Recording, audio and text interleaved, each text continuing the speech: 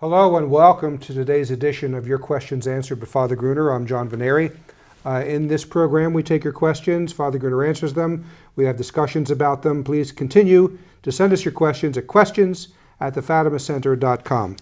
Today, we have someone who asked, what is the difference between doing penance and making sacrifices?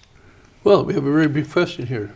Maybe you have the brief answer. Well, first of all, I was thinking about that, and certainly let's just say, for example, on Friday, we're supposed to abstain from meat all through the year. That's, in fact, Pope Paul VI, when he gave permission to the bishops to change that by their bishops' conferences, he still said that the people, when they do penance on Friday, if they don't eat meat on Friday with the appropriate permissions of their bishops and the bishops' conference and the bishop of the diocese, nevertheless, he says, you still have to do penance on the Friday.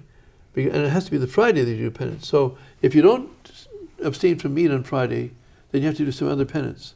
So he uses the word do penance. Well, it comes from the scriptures, which he quotes at the beginning of his document, which starts off with the words of our Lord. Unless you do penance, you shall all likewise perish.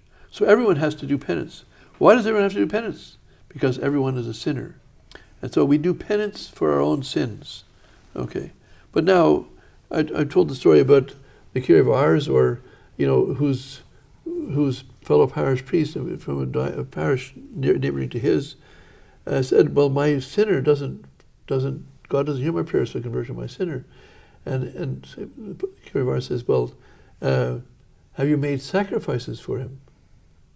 And so he said, "If you make sacrifices along with your prayers, then God will hear your prayers." So a few weeks later, the parish priest of this neighboring parish comes to the Curé of Ars and says, "God has heard my prayers. Now the man is converted."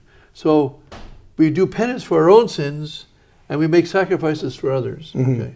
So but it's the same thing. I mean, I abstain from meat on Friday, or I fast, or whatever. The work is the same. The intention is different. One, I do penance for my sins, and everyone has to do penance for their own sins, because everyone's a sinner. And we should also try and make sacrifices for others, because some, as our Lord said about certain devils won't be cast out except by prayer and fasting. Yes. So certain sins can't be overcome without there being some sacrifices, and so. And it's very much part of the message of Fatima too, that Our Lady asked to make sacrifices for sinners. Yes, that's right. She didn't say do penance for sinners. Yes, make sacrifices for sinners. Exactly. So we do penance for our own sins. We make sacrifices for others, and we're encouraged to do both. And we must do penance if we're going to save our souls. So I guess that closes this program. There's a lot to say about the need for penance, especially now, I guess, because there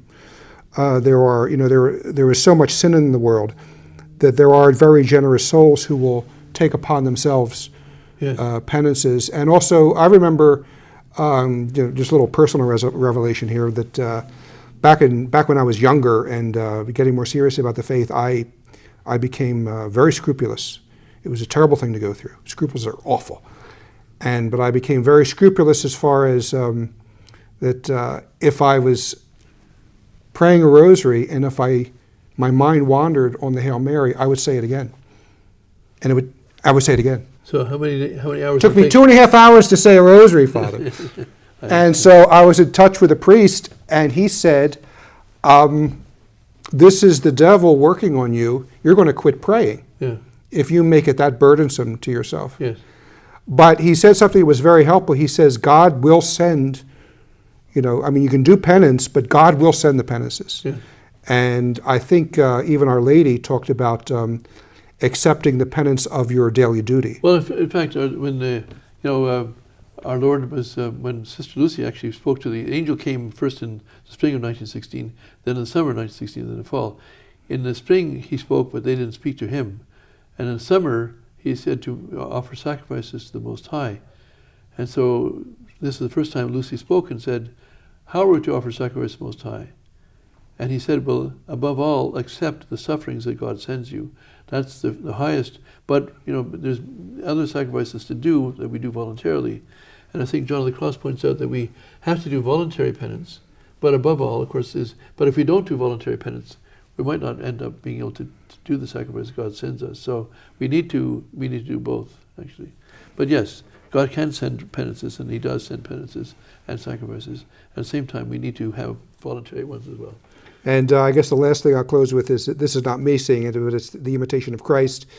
And the imitation of Christ says, what thou cannot bear with joy, at least bear with patience. Yes, yes. So Yes. that has helped me through a lot of things in my life. So Yes. anyway, so that's it for today, and we'll do another program tomorrow.